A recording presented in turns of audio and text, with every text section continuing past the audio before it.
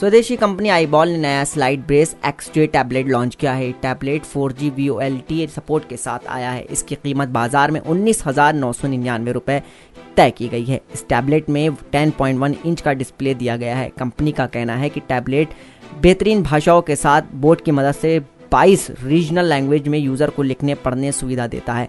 iBall slide base X ray tablet में 8 core वाला processor है, जिसकी सर्वाधिक क्लॉक स्पीड 1.3 गीगाहर्ट्ज़ है, जिसमें 3 GB रैम दी गई है। टैबलेट में 32 GB इंटरनल मेमोरी और SD कार्ड की मदद से इसकी मेमोरी 64 GB तक बढ़ाई जा सकती है। टैबलेट एंड्रॉयड 7.0 नूगा पर चलता है। कंपनी ने इसमें 7800 mAh की बैटरी भी दी है। तो हम कह सकते हैं इस लिहाज से ये देसी टैबलेट है। नेक्स्ट 9 टेक की रिपोर्ट।